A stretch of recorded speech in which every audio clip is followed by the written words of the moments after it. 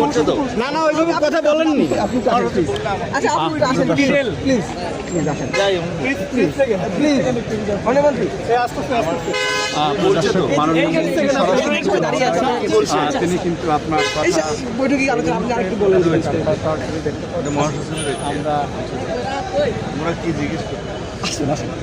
ওই রাষ্ট্রপতি নির্বাচনের এই সামগ্রিক বিষয় নিয়ে কি কি আলোচনা হয়েছে একটু বলেন।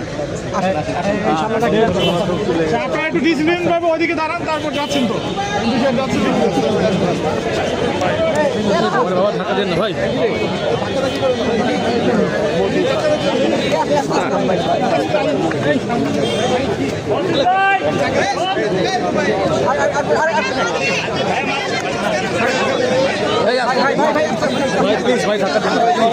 হবেন সেই দায়িত্ব আমরা মাননীয় চেয়ারম্যান হিসেবে আমাদের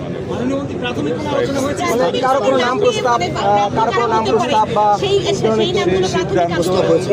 দায়িত্ব আমরা চেয়ারম্যান হিসেবে দলের চেয়ারম্যান হিসেবে তার পরিণত করেছি।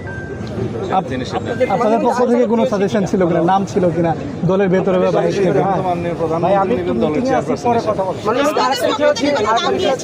মাননীয় মধ্যে আরেকটা বিষয় হচ্ছে সেপ্টেম্বরে তো এই যে সংবিধানের মধ্যে নবদিনের মধ্যে এর বিশেষ অধিবেশনের মাধ্যমে তো করা যায় রাষ্ট্রপতি নির্বাচন। এই বিশেষ অধিবেশন হওয়ার কোনো সম্ভাবনা আছে কিনা বা বিএনপি সেটা মনে করে কিনা, এই ধরনের আলোচনা কেন হয়েছে? নির্বাচন কমিশন তফসিল ঘোষণা করলে মনোনয়নপত্র বিক্রি হবে, জমা হবে, যাচাই বাছাই হবে।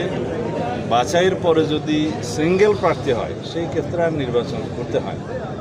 যদি একাধিক প্রার্থী হয় তাহলে জাতীয় সংসদের জন্য একটা বিশেষ অধিবেশন আহ্বান করার নিয়ম আছে।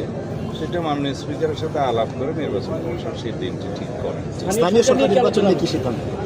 স্থানীয় সরকার নির্বাচন বিষয়ে মাননীয় মহাসচিব কথা বলেছেন নিশ্চয়ই। না বলেননি বলেছেন স্থানীয় সরকার নির্বাচনের জন্য ইতিপূর্বে মাননীয় স্থানীয় সরকার মন্ত্রী হিসেবে তিনি তো বলেছেন যে আমরা এই বছরের শেষের দিকে অথবা আগামী বছর প্রথম দিকেই স্থানীয় সরকার নির্বাচন অনুষ্ঠানের জন্য প্রস্তুত আছে। সেই হিসেবে প্রস্তুতি চলছে। ধন্যবাদ ভাই।